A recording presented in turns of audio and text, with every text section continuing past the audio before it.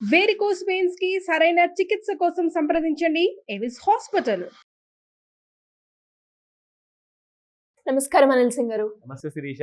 So చాలా వరకు మనీని ఏ రకంగా సేవ్ చేయాలి అని ఆలోచిస్తూ ఉంటారు. దానికి రకరకాల మార్గాలైతే ఉన్నప్పటికీ ఫస్ట్‌గా మనకి సాలరీ వస్తుంది అంటే సాలరీలో మనకి యాజ్ ఎంప్లాయ్‌గా కొంచెం అమౌంట్ సేవ్ చేయడానికి ఈపీఎఫ్ అనే ద్వారా మనమైతే అమౌంట్ సేవ్ చేసుకోవాలి అని అనుకుంటాం. ఆ సేవ్ చేసుకుంది ఎట్లాగో మనం సేవ్ చేయలేం కాబట్టి కంపెనీ తరపు నుంచే వాళ్ళు సేవ్ చేస్తారు అని మనం సేవ్ చేసుకుంటూ ఉంటాం. బట్ సడన్‌గా అది మనము పొదుపు చేసింది కూడా మనకి రేట్ ఆఫ్ ఇంట్రెస్ట్ వస్తుందని, దాన్ని మనం ముట్టము అని ఆ థాట్‌లోనే ఉంటూ ఉంటాం. కరెక్ట్. కానీ సడన్‌గా ఒక 3-4 ఇయర్స్ నుంచి మనం చూస్తే మన ప్రిన్సిపల్ అమౌంట్ ఏదైతే ఉందో అదే ఉంటుంది, కానీ రేట్ ఆఫ్ ఇంట్రెస్ట్ పెరగడం కావచ్చు, లేదు అంటే ఇవన్నీ మనం చూడట్లేం. ఎందుకు అంటే టెక్నికల్‌గా కొన్ని ప్రాబ్లమ్స్ అంటున్నారు, లేదు తర్వాత వస్తాయి మీకు అని చెప్తూ ఉన్నారు. దీన్ని ఎలా మనం గుర్తించాలంటారు? అండ్ రెగ్యులర్‌గా మనం చెక్ చేసుకోవాలి, నాకు రేట్ ఆఫ్ ఇంట్రెస్ట్ వచ్చిందా లేదంటే ప్రిన్సిపల్ అమౌంటే ఉందా అని ఎలా గుర్తించాలి సార్? ప్రతి ఉద్యోగి గవర్నమెంట్ ఆర్ ప్రైవేట్ అందరికీ కూడా గవర్నమెంట్ ఆఫ్ ఇండియా ఏం చేసిందంటే 2 రకాలుగా మీకు పిఎఫ్ అమౌంట్ అనేది ఇన్వెస్ట్మెంట్ కోసం, అంటే మీ అమౌంట్ మీరు ఒక 10,000 రూపాయలు జీతం ఉంటే వాళ్ళకి ఒక 500 రూపాయలు 200 రూపాయలు కట్ అయ్యేసేసి అది పిఎఫ్ అకౌంట్లోకి వెళ్తాయి అనమాట.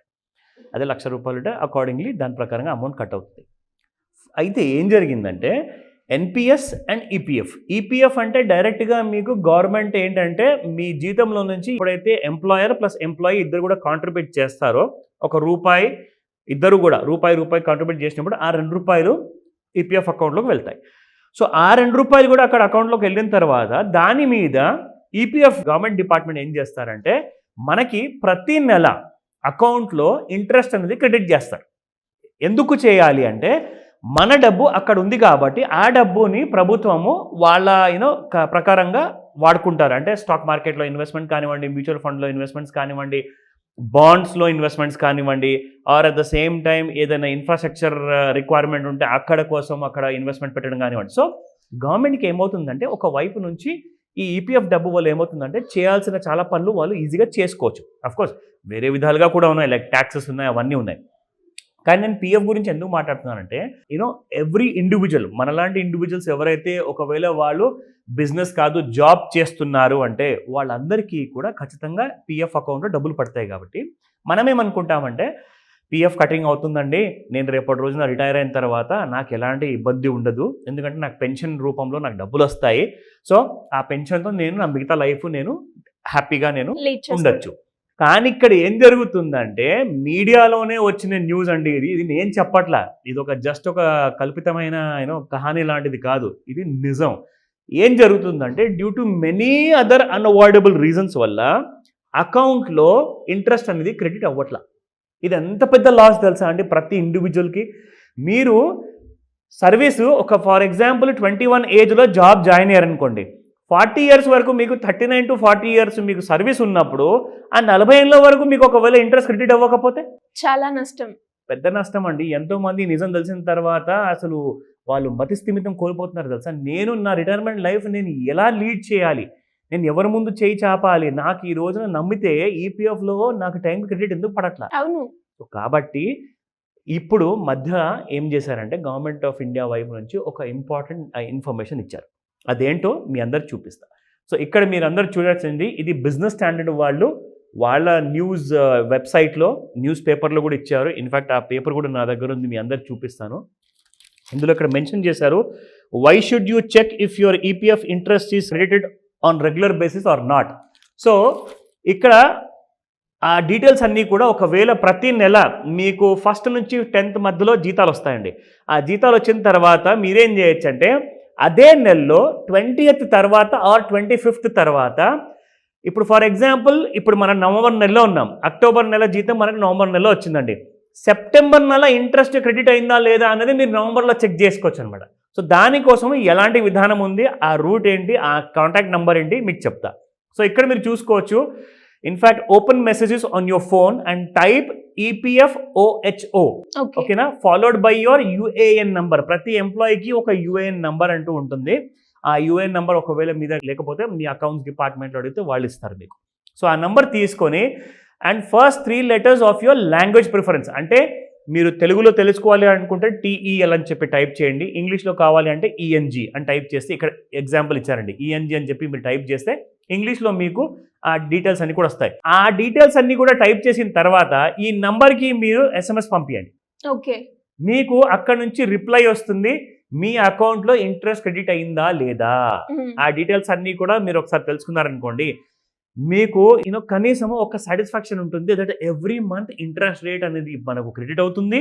ఎందుకంటే 8.25 వరకు ఇంట్రెస్ట్ రేట్ వస్తుందండి. మీకు ఏ FDలో కూడా రాదు అంత ఇంట్రెస్ట్. ఓకే. 5 to 6% లేదా 7% మాక్సిమం వస్తుంది. అది కూడా సీనియర్ సిటిజన్స్కి. కానీ ఇక్కడ ప్రతి ఎంప్లాయీ ఎవరైతే ఇక్కడ డబ్బులు క్రెడిట్ చేసుకుంటున్నారో 8.25 వరకు వస్తుందంటే దట్స్ అమేజింగ్ రిటర్న్స్. సో అలాంటి వాటిల్లో ఇక్కడ ఇదొకటే అని కాదు, లైవ్ మింట్ అన్న ఒక వెబ్సైట్ ఉందండి, livemint.com న్యూస్ వెబ్సైట్. ఇందులో కూడా వాళ్ళు మెన్షన్ చేశారు, EPFO వెబ్సైట్కి వెళ్ళేసేసి UAN నెంబర్ అక్కడ మీరు టైప్ చేస్తే మీకు ఇక్కడ ఈ డీటెయిల్స్ అన్ని కూడా ఈ సేమ్ మొబైల్ నెంబర్ అండి. ఆ వెబ్సైట్లో ఈ వెబ్సైట్లో సేమ్ మొబైల్ నెంబర్ ఉంది. అక్కడ మీరు స్పేస్ పెట్టేసేసి ఎలాగైతే పంపించాలో ఈ డీటెయిల్స్ అన్ని కూడా మీ అందరి కోసం ఒకసారి కనిపించడానికి నేను హైలైట్ చేస్తున్నాను. సో ఇది ఇలాగా మీరు ఆ డీటెయిల్స్ అన్ని కూడా నోట్ చేసుకోవడానికి అవసరమైతే ఈ వీడియోని పాజ్ చేసి ఈ డీటెయిల్స్ అన్ని కూడా మీరు కాపీ చేసుకోండి, నోట్ చేసుకోండి. సో దాట్ ఎవ్రీ మంత్ మీరు కష్టపడుతున్నారు మీ ఫ్యామిలీ కోసము. అలాంటప్పుడు మీకు అలాంటి ఒక్కొక్క రూపాయి కూడా క్రెడిట్ అవ్వకపోతే చాలా నష్టపోతారండి మీరందరూ. సో దయచేసి ఎవ్రీ మంత్ చెక్ చేసుకోమని చెప్తాను. ఎందుకంటే మనకు ఆల్రెడీ ఉమంగ్ అనే యాప్ కూడా ఉందండి. ఓకే. సెపరేట్ గా మనము ఎస్ తెలుసుకోవడానికి EPF చెక్ చేసుకోవచ్చు. నా ఫోన్లో కూడా ఉమంగ్ యాప్ ఉంటుంది. అఫ్ కోర్స్ నాకు అవసరం లేదు, but still I use it అనమాట. బట్ ఏంటంటే మనకు ఉమంగ్ యాప్లో మనకు కావాల్సిన డీటెయిల్స్ అన్నీ కూడా అందులో ఉంటాయండి. Because it's a government app కాబట్టి. సో ఆ డీటెయిల్స్ ఎందుకంటే ప్రతి ఇండియన్ సిటిజన్కి అందులో ఆ డీటెయిల్స్ అన్నీ ఉంటాయి. సో ఇవన్నీ కూడా మీరు చెక్ చేసుకొని యూజ్ చేసుకోండి. ఒకవేళ మీకు ఏదైనా ఇన్ఫర్మేషన్ కావాలనుకుంటే తప్పకుండా నన్ను కూడా కాంటాక్ట్ చేయొచ్చు ఎనీ టైం. సార్ నిజంగా సార్ చాలా మందికి కూడా ఈపీఎఫ్లో వేసాము, మనకి డబ్బు వచ్చేస్తుంది, రేట్ ఆఫ్ ఇంట్రెస్ట్ ఎలాగో ఎక్కువగా ఉంటుంది అన్న బ్లైండ్గా నమ్మేసి చాలా వరకు రీచెక్ కావచ్చు, చెక్ చేసుకోవడం కావచ్చు, అది కూడా ఉండదు. అవును. కానీ ఇప్పుడు మీరు చెప్తూ ఉంటే ఇది జరుగుతుందా, ఇలా కూడా ఉందా అన్న విషయం కూడా చాలా మందికి అవేర్నెస్ లేదు. అట్లీస్ట్ ఇప్పటి నుంచి అన్నా ఒక్కసారి మీరు చెప్పిన ఆ ఉమంగ్ యాప్ని మనం కనుక డౌన్లోడ్ చేసుకొని ఒకసారి చెక్ చేసుకుంటే అసలు నిజాలు ఏంటి అనేది మనకి తెలుస్తూ ఉంటుంది. డెఫినెట్ గా సార్. సో చాలా వరకు కూడా సార్ అప్పుల నుంచి మీరు ఎన్నోసార్లు చెప్పారు, అప్పులున్నా కూడా వాటిని క్లియర్ చేసుకొని కోటీశ్వర్లు అయ్యే మార్గాలు చాలా ఉన్నాయని. అదే విధంగా ఎవరైనా కూడా పిల్లల కోసం కావచ్చు, రిటైర్మెంట్ ప్లాన్ గురించి ఒక మంచి ఇన్వెస్ట్మెంట్ హై రిటర్న్స్ వచ్చేలాగా ప్లాన్ చేసుకోవాలి అంటే దాని గురించి క్లాస్ కావచ్చు, లేదు అంటే ఏదైనా సెషన్ కావాలి మాకు మీ దగ్గర నుంచి, ఒక అపాయింట్మెంట్ కావాలి అనుకునే వాళ్ళు ఏ రకంగా మిమ్మల్ని అప్రోచ్ అయ్యే ఛాన్సెస్ ఉన్నాయంటారు? ఇంపార్టెంట్ విషయం అండి. ఎందుకంటే అందరికీ మైండ్లో చాలా టెన్షన్స్ ఉంటాయి.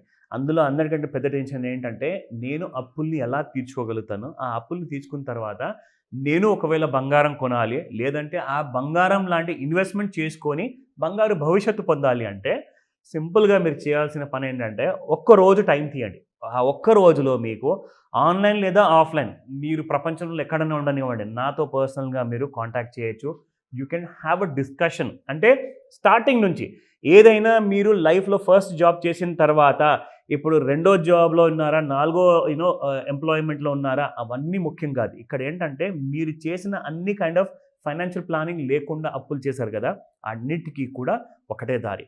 I tell you that very ఈజీగా మీరేం చేస్తారంటే ఈ క్లాస్ అటెండ్ అయిన తర్వాత ఇమ్మీడియట్గా మీకు అప్పులు తీసుకునే ఒక సొల్యూషన్ దొరుకుతుంది. దాని తర్వాత మీకు కావాల్సిన మినిమం 1 కోటి రూపాయల నుంచి 100 కోట్ల వరకు నేను చేసిన వీడియోస్ కూడా ఉన్నాయి, మీరు చూడొచ్చు. దీనికి బేసిక్స్ నేను మీకు వీడియోలో చెప్పాను, ఇన్డెప్త్గా మీకు ఈ క్లాస్లో ఉండబోతుంది కాబట్టి. సో ఇవన్నీ మీరు నేర్చుకుంటే ఏమవుతుందంటే గోల్డ్ బయింగ్ కోసం మీరు ప్లానింగ్ చేసుకోవచ్చు, దాంతోనే మీరు ఎన్కాష్మెంట్ చేసుకోవచ్చు. కనీసం ఒక 4-5 కోట్లు క్యాష్ మీకు వచ్చిందనుకోండి, కొన్ని సంవత్సరాల తర్వాత మీ చేయి కూడా బాగా ఫ్రీగా ఉంటుంది and you can live a life of a millionaire. So just call, ఈ స్క్రీన్ పైన కనిపిస్తున్న నెంబర్కి కాల్ చేయండి అండ్ వాట్సాప్ మెసేజ్ పెడితే చాలా బాగుంటుంది. Recorded message is highly appreciated. So me details అన్నీ కూడా నాకు ఇచ్చేసి ఆ రిజిస్ట్రేషన్ చేసుకునే ప్రాసెస్ పూర్తి చేసుకున్నారనుకోండి, మీకున్న ప్రాబ్లమ్స్ అన్నీ కూడా ఎంత మంచి గోల్డ్ పడుతున్న ఆపర్చునిటీ ఉంది కాబట్టి దీన్ని కూడా మీరు ఉపయోగించుకోవచ్చు. ఈ ఆపర్చునిటీ వదులుకోకండి. Thank you sir. Thank you so much. Welcome Sirisha. Suman టీవీలో మీ పర్సనల్ అండ్ బిజినెస్ ప్రమోషన్స్ కోసం కింది నెంబర్కి కాంటాక్ట్ చేయండి.